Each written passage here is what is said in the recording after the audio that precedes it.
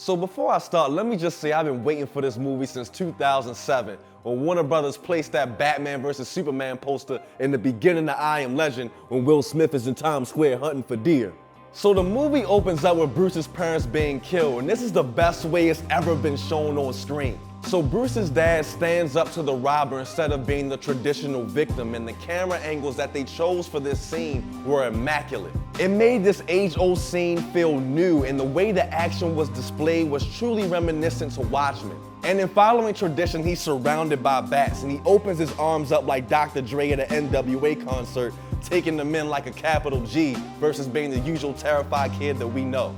And the old Wayne Manor looks as cool as it's ever been. It looks like an ancient Roman ruin where gladiators once fought. In this universe, I'm assuming that the old Wayne Manor was destroyed by one of Batman's rivals. But that new one though looks like one of those high-tech houses on Tumblr times 1 million. Then fast forward, we see Bruce rushing towards the scene of what seems to be Superman fighting General Zod above the city of Metropolis. And Wayne is whipping the latest Jeep, showing off his power steering and acceleration in commercial-like fashion. And this scene is showing all kinds of 9/11 symbolism. Wayne is saving ladies, he's saving babies, he's like a presidential candidate. So let's get to the details. We know Batman and Superman will face off. We know Lex Luthor will make his attempt at being an evil genius, and Wonder Woman and Doomsday will somehow make an appearance. As an interesting twist, Superman is seen as the main threat to mankind, which was Batman's role in Frank Miller's The Dark Knight Returns, which this movie is based off of. The people of Metropolis are affected by Superman in various ways. People love him, people hate him, people fear him. Some people see him as the only thing standing between them and imminent danger, and other people feel that he is the imminent danger that they need to be protected from. And by far the biggest highlight of this movie is Ben Affleck as Batman. He literally embodies intelligence, suave, and brutality. He is literally Daniel Craig's 007 as Batman. And Bruce's nightmares are awesome. They allude to other possible DC stories and/or movies. And in that same breath, more Bruce's detective skills and mental process are shown off in this movie. And Batman fights like the Batman from the Arkham video game series. He's strong yet fluid at the same time, and not stiff city like Christian Bale's Batman. And the Batplane and the Batmobile are dope. I dare say that they rival the ones from the 90s cartoon. And Jesse Eisenberg as Lex Luthor is super annoying. He's like one of those obnoxious kids that never gets invited to any functions, but he just finds his way there. And Lawrence Fishburne is funny and stubborn as the editor of the Daily Planet. He's like a slightly laid-back J. Jonah Jameson. Wonder Woman, who's the only female character in this film not portrayed as helpless, is a fierce OG/thug. And after seeing the trailers, I thought this movie was going to be a Justice League mess. However, they spent the right amount of time on Batman and Superman.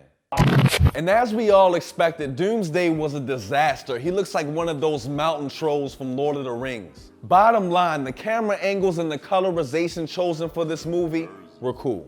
And the action was brutal. It made me feel like I was in the middle of a Frank Miller novel. I remember distinctly yelling a few choice words at the screen. And the plot itself was all over the place at times because they were incorporating so much. They were, in essence, doing the most. And this thing could have been about 30 minutes shorter. Many of the events that occurred in this movie felt like distractions rather than plot movers. It's so ironic that even though this movie was 2 hours and 33 minutes, I was left wanting more. And the one-liners in this thing were corny. I mean, Hercules and Xena Warrior Princess, corny. Jesus Christ. And Jesse Eisenberg was an awful choice for Lex Luthor. The direction that they chose for the character was so disruptive and annoying that it hurt. His demeanor fit more of a third-tier villain like the Mad Bomber who used explosive toys to annoy the hell out of Batman. And as far as Batman, Superman, and Lex go, it felt like they were trying to do what Nolan did with Batman, Joker, and Harvey Dent. Lex Luthor assumes the role of the Joker as being the criminal mastermind pressing buttons behind the scene, sending Metropolis into oblivion, and this of course does not work well at all. But overall, this movie was just okay because of Batman, Wonder Woman, the awesome camera angles, and the colorization, and because Under Armour makes a special guest appearance. I'm giving this movie a 6.5 out of 10. So what did you think about Batman vs. Superman? Did you like it, love it, or hate it? Don't forget to subscribe to the Mason Dixon Entertainment YouTube page. Don't forget to like the Mason Dixon Entertainment Facebook page. And don't forget to like the Good News Baltimore Facebook page as well. We got more movie reviews coming your way. We got more book reviews coming your way. And we got more random stuff coming your way. I'm in the bathroom.